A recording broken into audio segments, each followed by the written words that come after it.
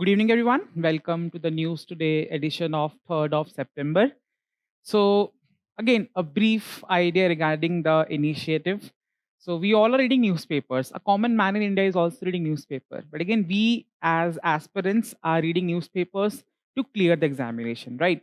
So, we need to understand the news from examination perspective, how exactly that news is important as far as the syllabus of examination is concerned, interconnecting it the subtopic of the syllabus, right? Also visualizing what kind of questions has been asked in prelims and mains.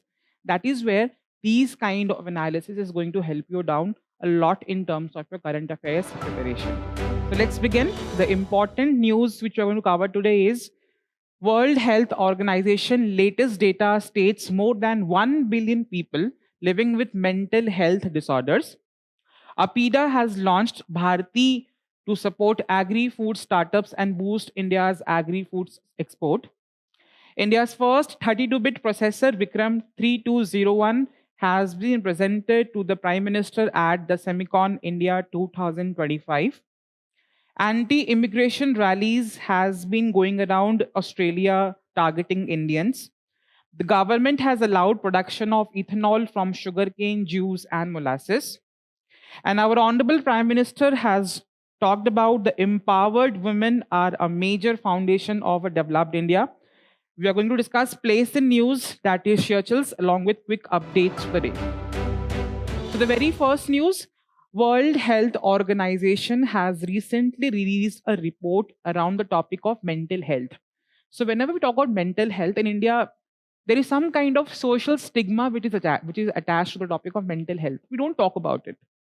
And in fact, we talk only about physical health. But for a good physical health, a good mental health is a very important component which is not realized, not generally in India, but across the globe. And that is where this report of World Health Organization is showcasing us that again, 1 billion people across the countries in the globe are living with mental health disorders. And that is where it is very important to re-emphasize that for a good physical health, a good mental health is also important. And again, there should be no social stigma that should be attached whenever we're discussing about anxiety, depression, right? So all of these things need to be addressed with again the growing lifestyle and changes what you're experiencing both at a social, economic, and political level. Again, important for your GS paper number 2 under subtopic of health. Let's look at what are the key highlights which has been discussed in this particular report. The report has talked that 14% of people worldwide are associated with any kind of mental health disorder as of in the year 2021. These kind of data, let's say there is any question around the topic of mental health, you can introduce your answer by quoting this data or quoting this report. This report has also talked that again, most common issues around the topic of mental health or what kind of visible manifestation which people experiences with the idea of mental health is anxiety, depression, right? And most of the cases, 2 out of 3 cases are of anxiety and depression. And again, when we talk about the idea of who is suffering the most, that again, in fact, once we compare between men and women, women have been suffering with more mental health disorders vis-a-vis men in India, right? So women are more likely to face anxiety and depression and eating disorders. So again, what is eating disorders? Many times we find people eating more, and we think why they're eating more. Sir, it is also a type of mental health issue. So don't maybe, and we start judging people. And maybe this judgment behavior is again giving a kind of social stigma, which is getting attached whenever a person wants to discuss any kind of mental health issue which he or she is facing. This report is also told that again, we talk about that India's whole, or maybe India has a huge potential with its youth of the country. It is the idea of demographic dividend. This report has told across the world, the mental health problems began before the age of 18 years of age. And why so? You tell me. Again, we have discussed this topic, and that is where whenever you read these kind of reports, start analyzing it. Why recently it is telling that before 18 years of age, people are facing mental health issue. Sir, the exposure with the idea of social media platforms, one major factor of this mental health issue, right? Then we have system problems, wherein we talk about that in terms of allocation of budgets to tackle the problem of mental health across the globe, governments have been spending less on mental health. Again, 2% of the budgets are of health budgets are spent on mental health. That is showcasing that again, huge number of people face this problem, but less amount of budget is allocated from the health budget to tackle the problem of mental health issue, right? So that's a major highlight of this particular report. And in general also, if you see, let's talk about India. What other challenges do you see when we tackle the problem of mental health? If you go to hospitals, there are no enough wards which has a mental or a psychiatric department. There are not enough trained doctors to tackle the problem of, or to SO, or to maybe to relate and to discuss and again to solve the problems which is around the topic of mental health issues. Enough caregivers are not there in hospitals, and in fact people are treated not in a good manner in the hospitals. And again, the idea of social stigma which is attached to the topic of mental health altogether. Then we have what are and why are the what are the consequences of mental health disorders vis-a-vis in India or in general. We have seen that again, people don't talk about it, people don't address it, people don't acknowledge it, and again they absorb, and that leads to suicide. See how a problem related to and again can be interlinked with the growing incidence of suicides in the country. And in fact, it is also showcased that women in society in general have been facing a lot of suicide deaths in India are due to mental health, and second leading cause of death is mental health, where with between 15 to 29-year-old females, and again third leading cause for death in males in this particular regard. Then we have informal care burden. Whenever we talk about mental health, let's some family has a person who is suffering through mental health issue. So technically, as I discussed, the services around the hospitals or maybe in the medical department is not much enough. And there is an idea of informal care because we don't recognize such health issues as a major health issue which requires a dedicated caregiving. And that is where the informal nature of caring starts with this mental health problems or people who are associated with that particular problem. And again, people usually family members, they start giving care to the person. And this is where, as they do not have understanding that what kind of problem they are going through, and that is not their problem and that is not their fault, right? The fault is that we don't have a knowledge around that particular topic, and that's where we need to discuss and start that a dedicated, informed, and educated health professional are required to tackle this problem of mental health issues. Then we have economic loss. As we discussed, huge amount of population or 1 billion people across the globe are suffering to the mental health disorders. How can you expect them to contribute to the economic growth? And that has led to approximately 0.5 to 1% of GDP has been losing out by different countries due to this problem of mental health. That is the idea with respect to mental health. Let's discuss at India at a global level what initiatives have been taken with respect to the idea of mental health. So in India, we of course we have recognized the side that again mental health is an important issue which needs to be addressed, and government has been doing a lot of efforts in order to sensitize people, in order to take out stereotypes or prejudices around the topic of mental health. So that is something. Number one is we have Telemanas. It is basically a 24/7 helpline number. So whenever you are having any kind of issues of stress, anxiety, depression, you can call on this number, and there are dedicated counselors or trained psychiatrists who's going to help you down and again give you a proper counseling. Then we have Mano Darpan. You understand that again we have went through a pandemic situation with the COVID-19 pandemic. Everything went online. Students were doing classes in an online mode, And that led to a lot of mental health issues which students started to face. And this is where government intervened and launched this program of Manodarpan, which is supporting students in order to tackle the challenges which they face once they have maybe navigated into the online education system.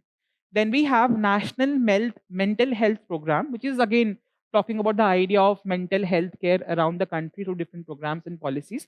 At global level, the World Health Organization has done a Paro declaration. Paro is in Bhutan, right? So again, the idea is that we need to have a universal people-centered mental health services by the year 2030.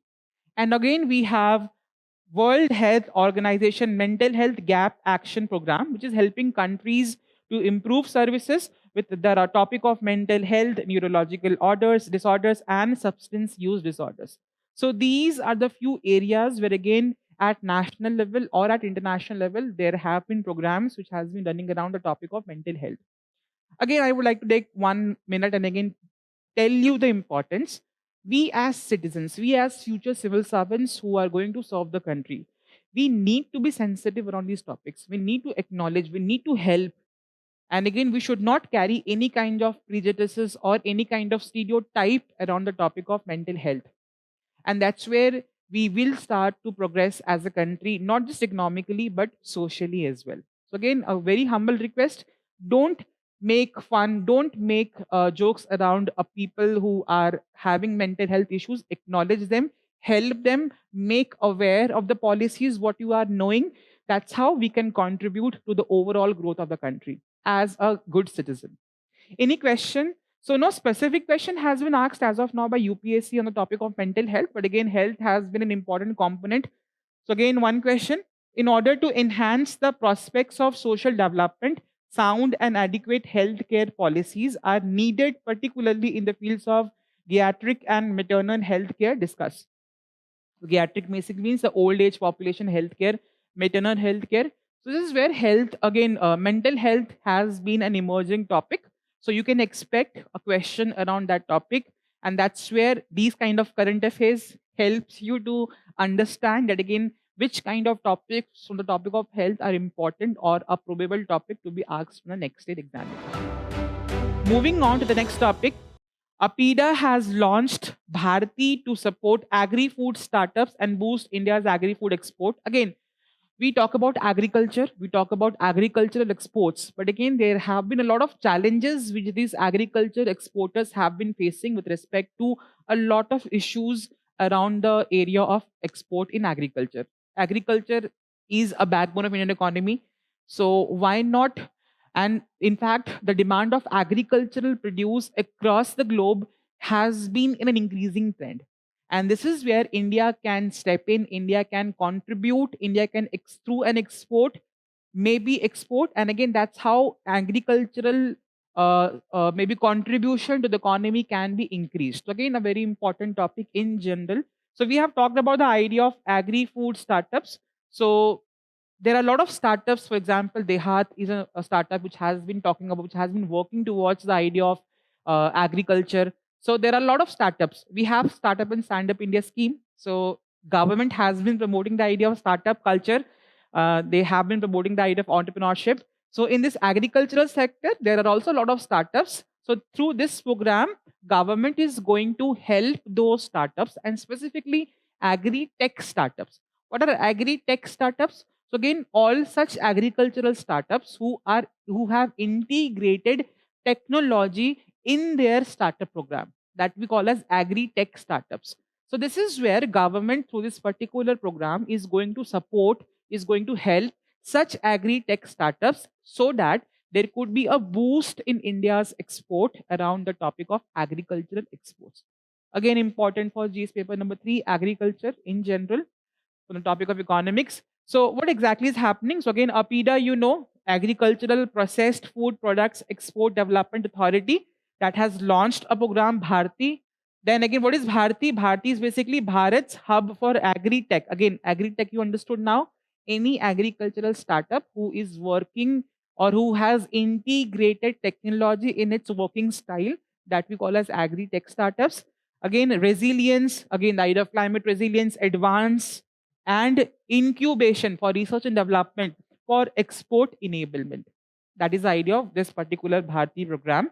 So again, it is specifically focusing on young agri-food startups that are working on farming and food sector. That is the basic idea around the program. So briefly, let's see what do you understand by and what are the main goals around this particular program. The program has talked that again we are going to support 100 agri-food startups. That has been the goal. And again, they are focusing that again why they are telling, because this agricultural export can be contributing $50 billion by 2030. That is showcasing that again how important government support is required, that with the huge amount of potential which it has in order to contribute to the economy. They are also telling what kind of challenges do these agricultural exporters generally face. Sir, number one, production development. So again, this program has talked about that again we are going to train these 100 startups in a span of 3 months on these basic domains. Number one, product development. Any product around the topic around the product of agriculture. Then we have export rules and compliance. All of these startups need to be aware that what are the rules and regulations, what kind of compliance we need to take into account whenever we are exporting agricultural products. Then we have market access, in order to showcase that which market has a more demand with respect to agricultural exports or which kind of products. So market access, again, making them aware about different market which has a potential demand with respect to the respective agricultural products. And lastly, handling food quality and wastage, because we have seen with respect to food there's a lot of wastage. So again, that topic of training them around wastage, and again in terms of quality of food, because exports you talk about again the WTO has a lot of phytosanitary barriers as well. So whenever we talk about exports, good quality is also there.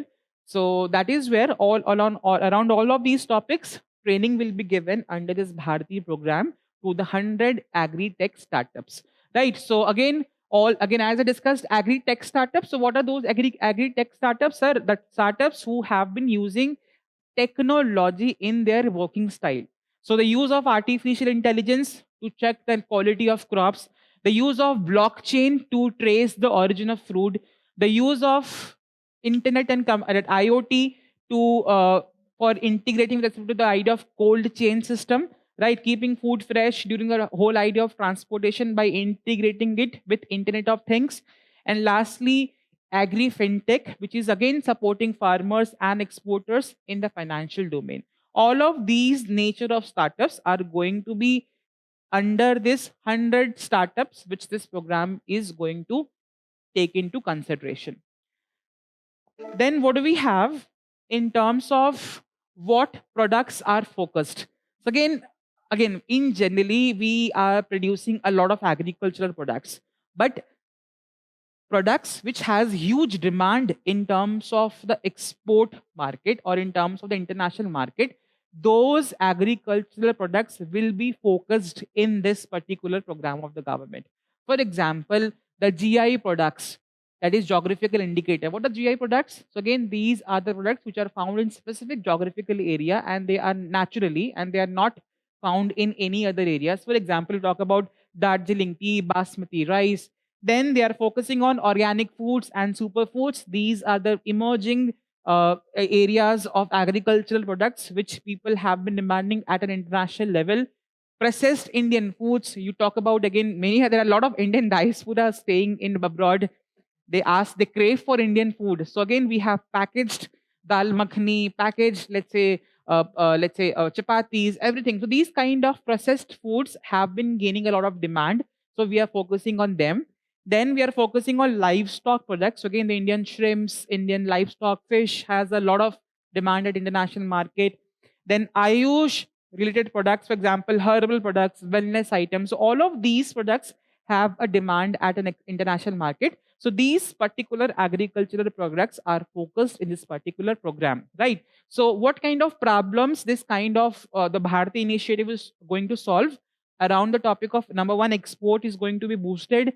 Wastage around the agricultural products, the idea of perishable nature of this agricultural products, all of these is going to be helped through integration of technology and training these agricultural startups around that particular areas, logistics and storage issues, quality assurance, making products that are internationally acceptable. So all of these issues around the topic of agricultural exports will be solved by this particular Bharati initiative.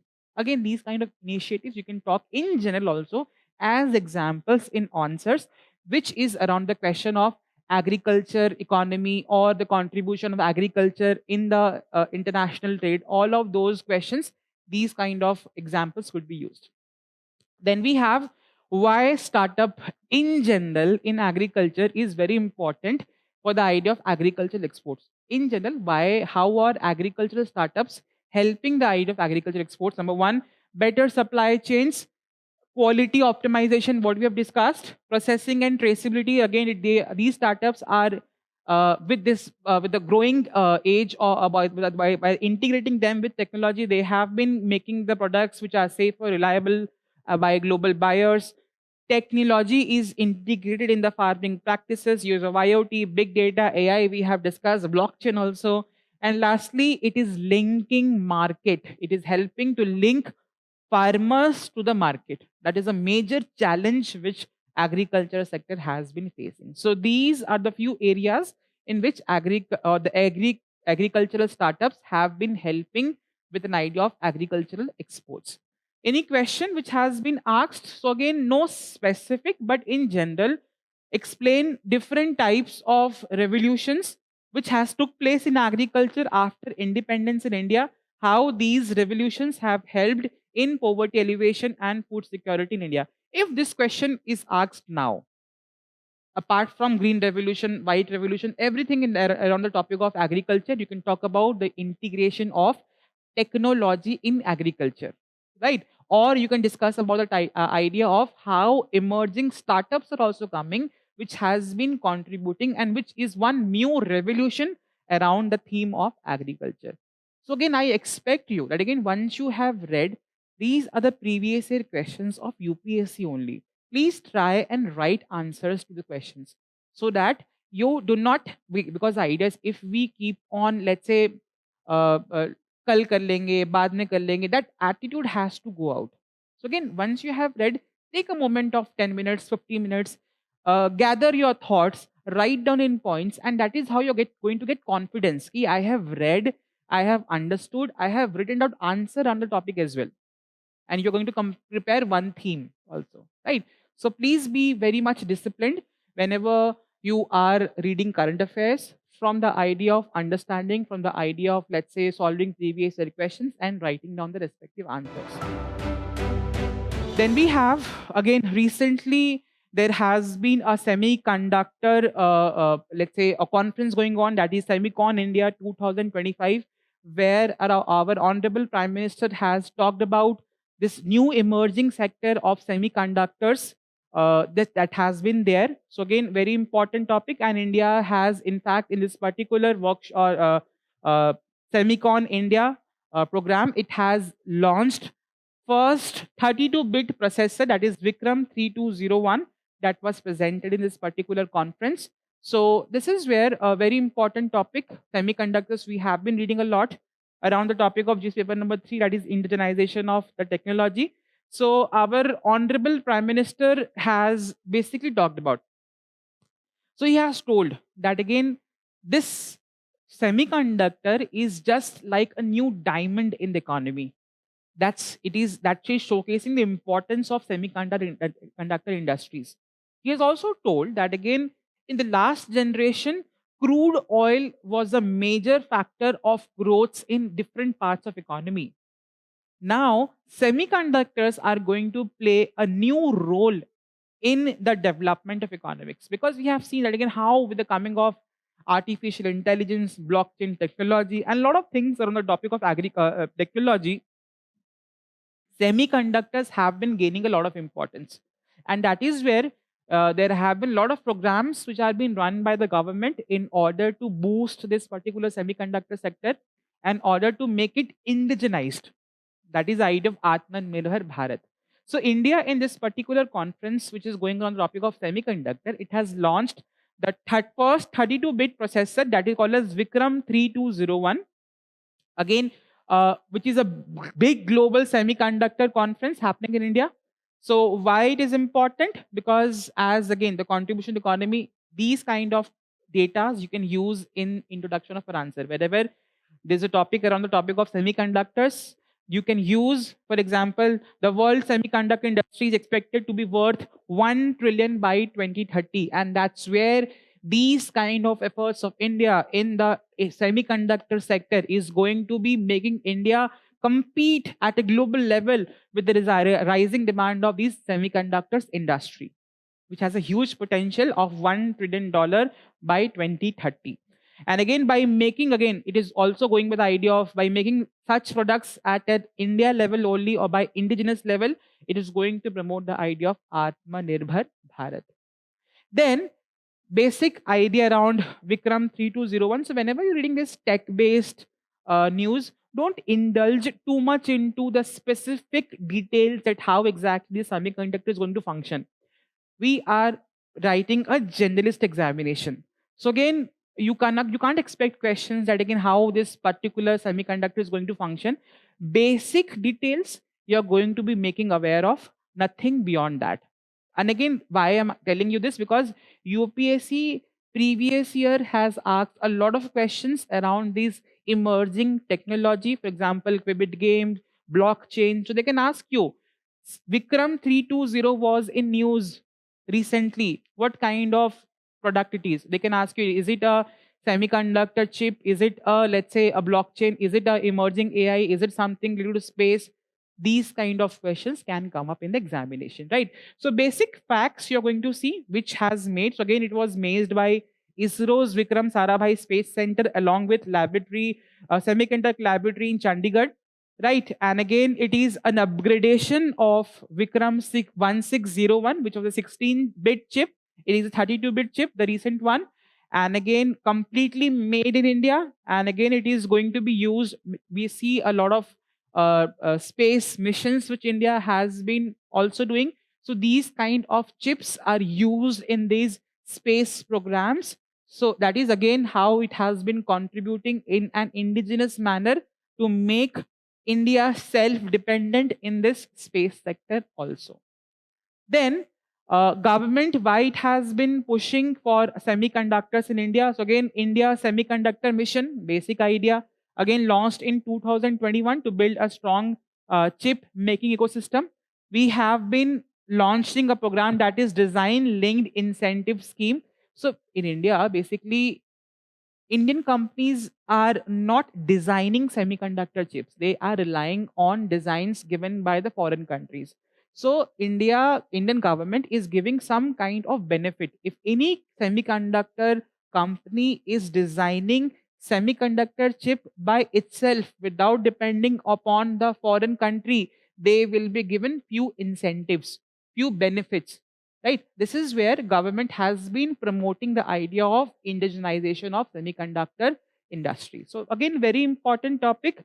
So as of now, no questions specifically on the topic of semiconductor has been asked, but its growing importance and again growing maybe focus of government around this particular topic is making this topic very important for your next year examination. Then we have again in recently in Australia, there has been a protest which has been going around the topic of immigrants. So very, very important. So this is where again a topic of Indian diaspora, paper number 2. Let's see what exactly was the news. So recently in Australia, Australian people has launched a march, that March for Australia, which openly targeted Indian diaspora, Indian people who are staying over there. If you look at the percentage of people who have been there in Australia from India. So Indians are the second largest immigrant group in Australia, followed by, of course, UK. And there are approximately 8.4 lakh Indian-born residents as of 2003 in Australia. So again, a lot of Indian diaspora over there. And it was this particular rally was also condemned by the members of Parliament of Australia. But again, let's see, because if you please be very open when we discuss this topic. Think if someone is coming to your country, what kind of, let's say, insecurity will you have, right? And that's where these kind of the other Australian people have insecurity around these basic top areas. Number one, they have been fearing that again it will lead to a threat to the national security or the national culture. If someone is coming from outside staying in one's country, there is an idea that that again the original culture, the originality of that particular country would be lost, right? So people worry too that many outsiders will change the way they are leading their life. Example is that how Brexit campaign in the UK was around the topic. Then we have economic protectionism. So again, they are telling that again in these countries, if immigrants are coming, some jobs which is giving them income, which is a handsome amount of income, if these immigrants come and take up these jobs with less salary, so is it not a threat to our own, let's say, people who are staying in the country? That is one thing they have been telling, that again they fear immigrants will take jobs for lower wages or strain resources like housing and healthcare. Then, in terms of the idea of nationalization, the feeling of nationalism, the idea of uh, deglobalization. What is globalization? Globalization was interconnectedness of different countries around the topic of economics, political, social life, cultural life, diaspora life. So they are telling that again we are again going in an era of deglobalization, where again the attitude of our country first, right? That is something which is making people less welcoming to the immigrants. And in fact, the right wing political parties over there also is supporting around this particular idea. And lastly, the idea of xenophobia and cultural violence. There has been a lot of fear of otherness, that is different culture, different religion, different language, which is immigrants bring to the country. And this is often amplified by media narratives and political rhetoric as well. So these are the few areas. And in general also, if you look around, many times you have seen a lot of posts around social media how Indians have been threatened or have been abused at in this Australian countries, and that's where there has to be strong laws which are going to be made by Indian government as well as the Australian government to address this issue. Now, my next question to you: these are the threats what they feel as a country, but again, it is their country which has been allowing immigration. If there are immigration laws, so no one is going and barging into your country without a proper legal process. So if your country is allowing, so why these kind of, let's say, anti-immigrant attitude towards the people of the country? And that is where or maybe the country at a national level, the government should focus and should maybe take a step in order to protect the diasporas which has been staying in their countries. Then why does diaspora matter to India? Because in general, the topic of diaspora very important for India as well, because they have been sending a huge amount of remittances to India. Then we have politics. Many a times we have seen it again how Indian diaspora has helped to negotiate few deals with countries. For example, the US Indo-US civil nuclear deal had a very good support from Indian diaspora, which has led to successful implementation or successful cracking of this particular deal. And then we have seen that again, India has been using its diaspora with an idea of soft power diplomacy around the topic of Indian food, yoga, Bollywood festivals, music, dance. Diaspora has spread India's cultures worldwide. The White House is celebrating Diwali. That's where we have seen that again how we have influenced uh, the diaspora of India has influenced at a global level through this soft power diplomacy. That's where it showcases importance of Indian diaspora. So, what kind of steps which India has taken with respect to Indian diaspora in general? So, we have done number one, Indian Community Welfare Fund, which is helping Indians abroad in the matters of distress. We have Pravasi Bharatiya Bima Yojana, which was launched in the year 2017, which is giving 10 lakh insurance in terms of accidental deaths. We are also celebrating Pravasiya Bharatiya Divas, which is an annual event to honor the contribution of overseas Indians. So these are the few initiatives which India has been doing with an idea of Indian diaspora staying abroad. Then Any question? Again, very important topic, and again, very explicit mention of that topic in your syllabus. Again, a lot of questions has been asked. So recently, there was a question. For example, the Indian diaspora has an important role to play in Southeast Asian countries' economy and society. Appraise the role of Indian diaspora in Southeast Asian countries. Indian diaspora has a decisive role to play in politics and economy of America and European countries. Comment with examples. So these themes or these diaspora were in news in these particular years that led to this question. So again, if Australian diaspora is in news, you can expect a question on that particular topic as well. Then we have the next topic. Indian government has recently allowed the use of sugarcane juice and molasses to produce ethanol, right? During the ethanol supply year initiative of 2005 and 26. Again, very important topic for your topic of environment and ecology, the idea of biofuels. Ethanol is basically kind of biofuel. So what has happened and what are biofuels? Again, the name bio. Bio means use of some biological components. Again, in terms of biofuels, biofuels have been using which are made from plants, crops, or waste, which are called as biomass, and they can replace or because traditionally they can be used standalone as a fuel or they can be mixed with petrol. The idea of we have discussed previously also ethanol blended petrol, which government has been using now since April 2025. So again, examples are ethanol, compressed biogas, examples of biofuels. And again, India has, again, as I discussed, they have been using ethanol blended petrol, and we have reached 20% blending. That is 20% of ethanol is blended with the 80% of petrol. That's where the new petrol which you are seeing in your petrol pumps is ethanol blended petrol. So why ethanol is very, very important in the domain of, let's say, because we have seen that again how these oil or have been contributing to the idea of global greenhouse emissions or global greenhouse gases.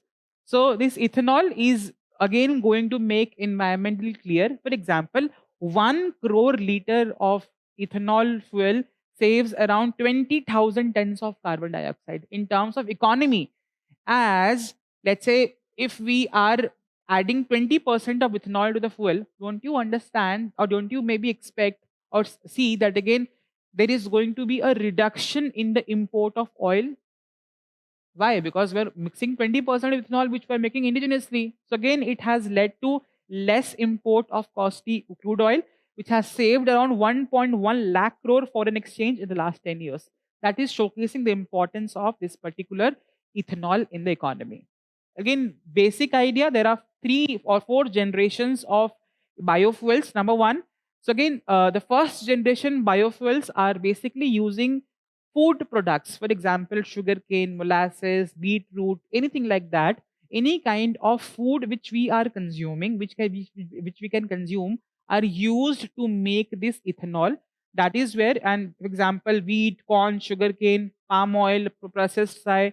So again, this kind of production is very simple process, cost efficient, and no intensive, let's say, pre-treatments are required. But again, one debate is there, the idea of food versus fuel.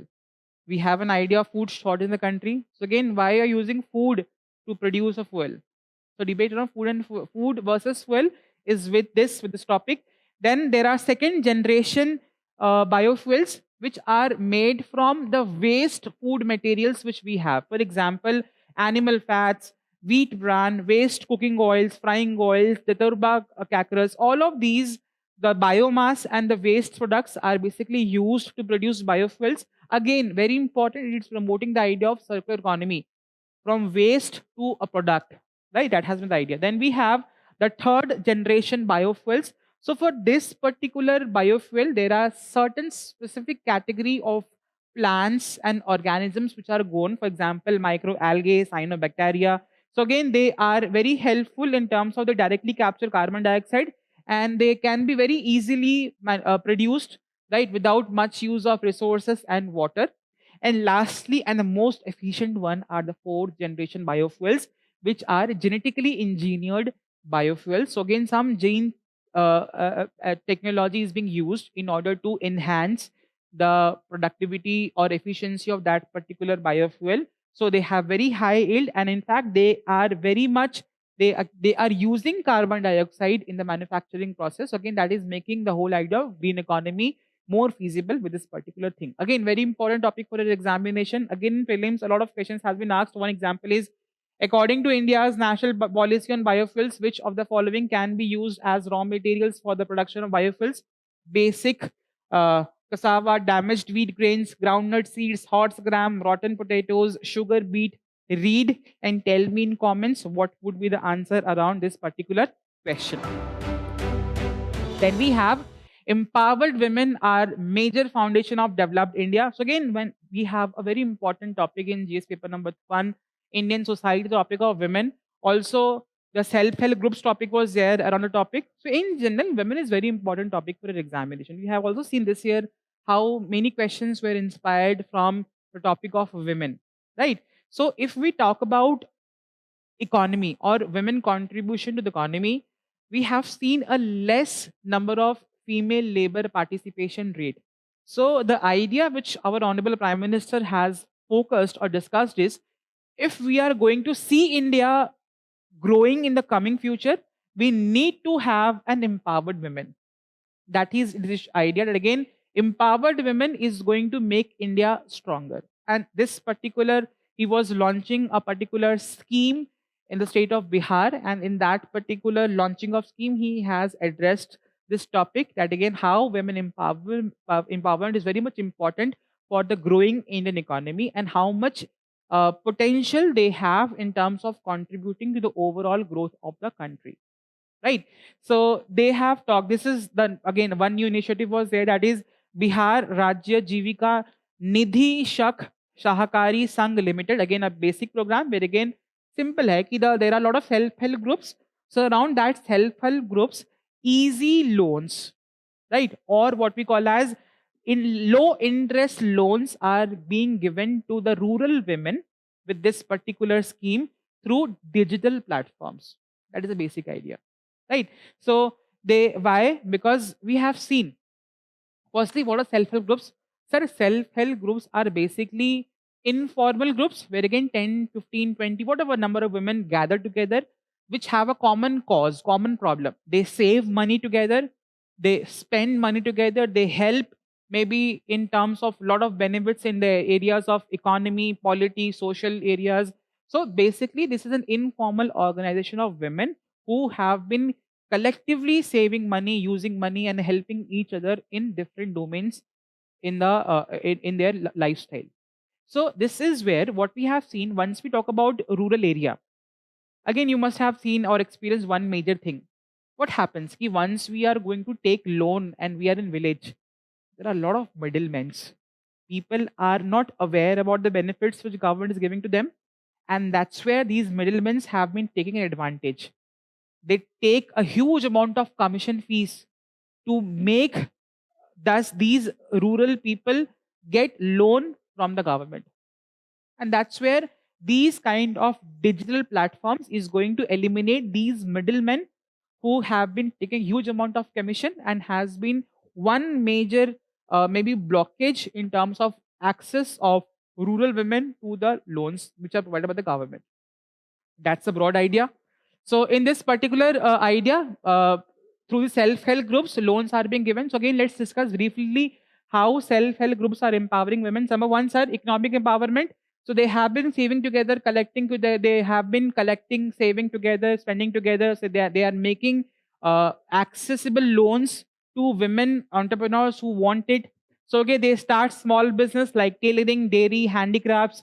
Example, self-help group bank linkage program in India, which is directly integrating bank with these self-help groups. Example, a very prominent one is Kudamshri SHG, which is in Kerala. Tell me in comment in which state you belong to, and one prominent self-help group which has been working in your state.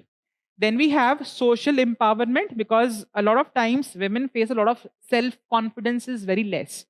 Why? Because they have been subjugated to a lot of discrimination. There is still tinge of patriarchy which we see in rural areas of the country.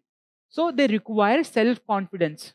Sometimes the family members are also not supporting them. If women wants to start a new venture, a new tailoring business, they are not getting support from the family.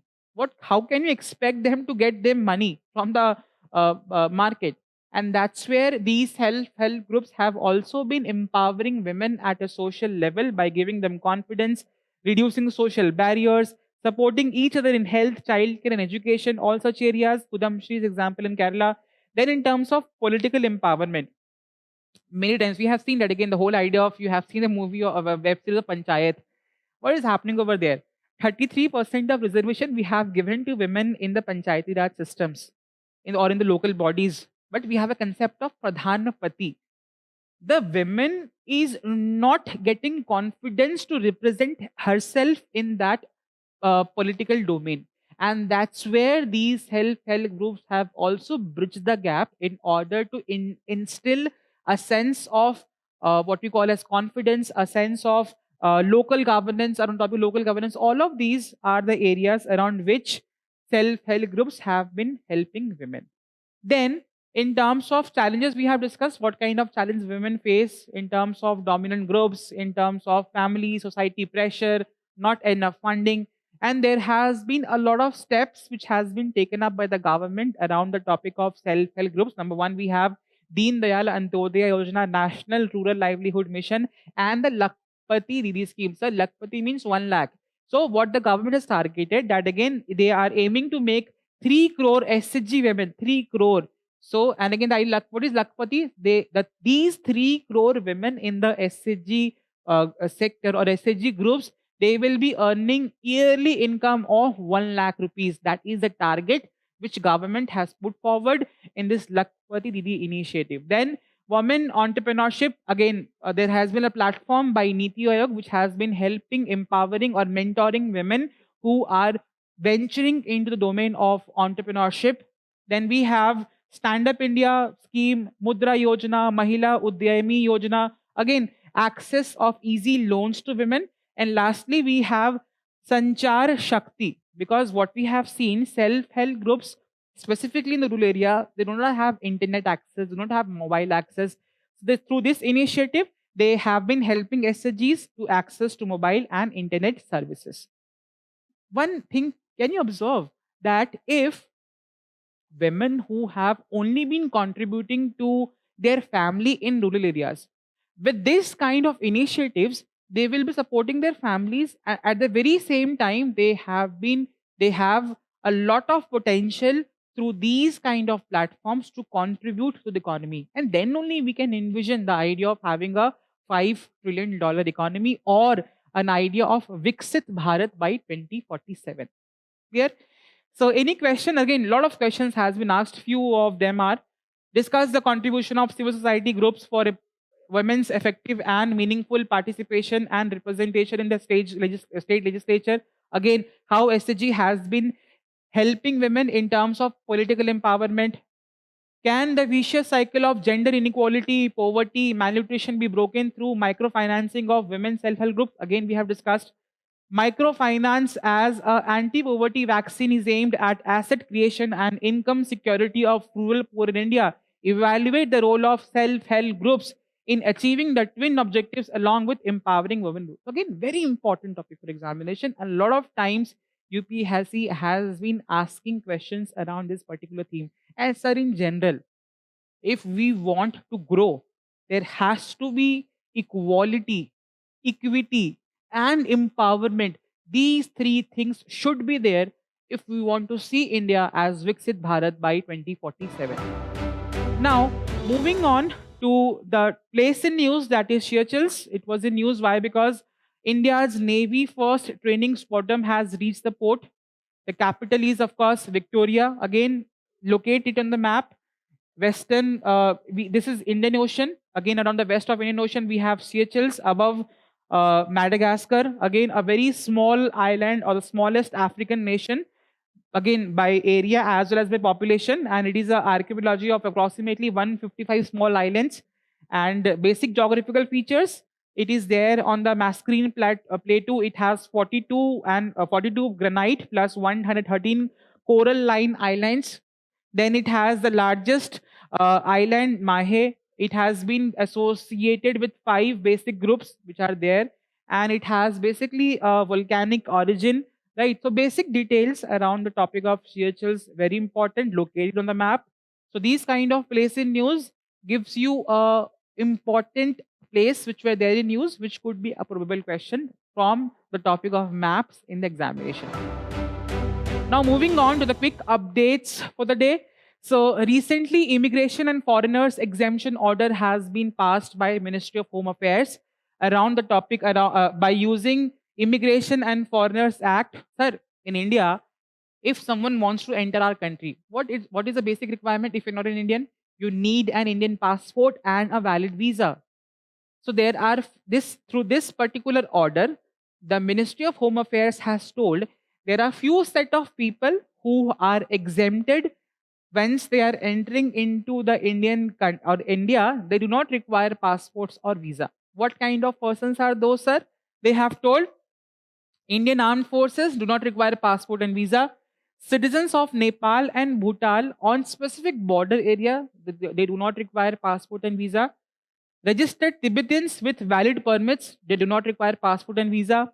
Religious minorities, again, very, very important. Minorities, religious minorities, Hindus, Sikhs, Buddhists, Jains, Parsis, Christians from Afghanistan, Bangladesh, in fact, Pakistan, who have entered before 31st of December 2024, they do not require maybe a passport or visa. Then registered Sri Lankan Tamil refugees sheltered before January 9, 2015. So these kind of people are exempted from having passport and visa. And there are few other exemptions that again these people, for example, foreign diplomats or where again officials or visa on arrival people, foreign military personnel on naval warships, all of these people, they are exempted for carrying visa in order to enter India. So basic theme around the topics. Again, very important, Immigrations and Foreigners Act of 2025. Then we have remission, Supreme Court of India. Again, we all know about the pardoning powers of Supreme Court or the President of India. So again, President of India has some pardoning powers. So again, that is somewhere mentioned in Article 72, which is giving the idea of pardoning the any kind of punishment which has been given to him by the court. So Supreme Court has emphasized that again, life convicts can seek remission. That is a constitutional and statutory right of every citizen in India. So basic idea. So again, what is remission? So remission is basically reducing the sentence duration without changing its nature. For example, you have been given life imprisonment. If you are showing some good behavior, some good thing, right? You are seeing that again, someone is observing that again you have changed yourself. So again, in that cases, you can appeal to the President of India to remit your sentence. So the nature of the punishment will not get changed. The duration will get changed.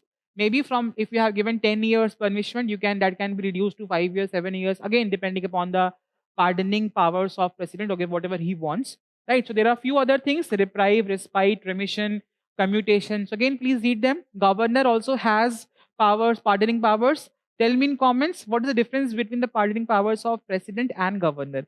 These kind of questions you expect in examination, right? So basically the statutory provisions, the section 477 of BNSS is giving state government that they may remit commute sentences for offences linked to central government as well. The next topic, UNCTAD Global Trade Update. Sir, very, very important. So what you have seen? A lot of times we have experienced a lot of uncertainty in the global trade market. Sir, with the idea of US tariffs, what has happened? So can exporters become or can predict what would happen to the industry? And that is where this report has highlighted there has been a lot of uncertainty around this global trade with the tariff which has been imposed on a very regular basis, and the tariffs are being changed, rules are getting changed. That has made the whole idea of global trade very uncertain, which has been reported by United Nations Conference on Trade and Development. So that is basic idea, because if such tariffs and such uncertainties are there at a global trade level, what can you expect? You can see higher cost, slower global rate, financial instability, and in fact, they have been hampering most the small or the least developed countries or small firms in the countries and government, and many times, in fact, example of US, how it is being used as a strategic tool to create the idea of uncertainty. What is the way forward, sir? Everyone needs to diversify its market, no need to depend upon any one country, and again, joint trade agreements between countries is going to solve the problem, which this report has highlighted. Then we have WTO Committee on Safeguards. Sir, very again important. India has appealed in this committee of WTO. What exactly? Sir, imagine a situation. Let's say in India, there are local toy manufacturers. Now, there are cheaper toys which are entering into the Indian market from any country, which is disrupting the traditional toy sector of India. What safeguard India can do to preserve this traditional toy sector? It will impose tariff, or it will increase the tariff or import duties on these cheap toys which are entering into the Indian market. And that is allowed under WTO. But that does not mean you can misuse it. So if someone is using tariff or increasing tariff just by misusing this particular thing, that is where this WTO Committee on Safeguards will come and will act as a referee to judge whether the imposition of tariff is actually or practically a rational step, or it is just a political move by any particular country. So in fact, the copper sector of India has been facing 50% tariffs on copper products. India has told, sir, US has imposed on copper products 50% of tariff. The copper products of India is not disrupting any way the copper industries of America. So this is something which India has appealed in this WTO Committee on Safeguards, which is going to see this particular imposition of tariff by the US government and again give us any kind of a resolution if it is there. That is the whole idea, which is of course there. But again, the whole idea is ki tariff imposition to safeguard your national product or indigenous product, completely fine.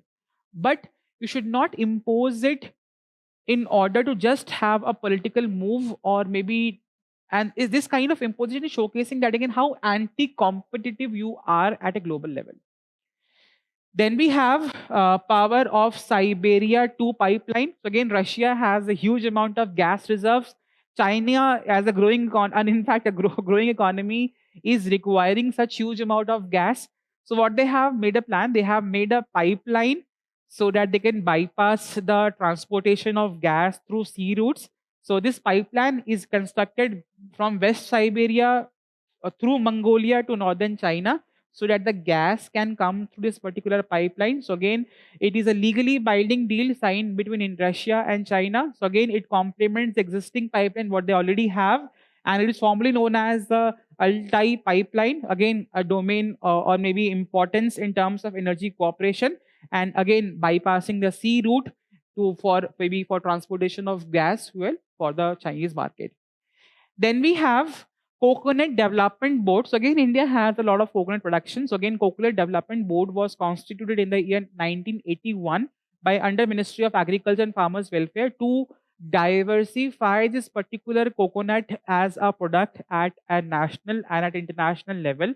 Maybe coconut has a lot of uses in terms of maybe having coconut water, coconut in terms of food, coconut oils. A lot of products can be manufactured by using coconut. So this is where this development board was constituted in order to diversify the coconut industry in India. So basically, the idea of development of coconut cultivation industry, productivity and product diversification, headquarters in Kochi, regional office in Bangalore, Chennai, Guwahati, Patna, functions to promote growth and development of coconut industry, financial assistance, technical advice, value addition, diversification. That's a basic idea. Such boards can be asked. Recently, Coconut Development Board was in news. What kind of body it is? Statutory body, constitutional body, what kind of body it is, right? Basic aim, function, headquarter. These kind of questions are expected in prelims examination. The next topic, again, recently India and Thailand has done a military exercise which was conducted in Meghalaya. So that is why the whole idea of Maitri a joint military exercise between India and Thailand. So that is why it was in news. Basically, the 14th edition was completed in Meghalaya, India recently. It is basically a counter-terrorist operation at a company level, basically a mix of urban and rural areas. Again, coming under Chapter 7 of UN Charter, Peace and Security. Basic, they can ask you match the following. Project Defense Exercise Maitri between which countries?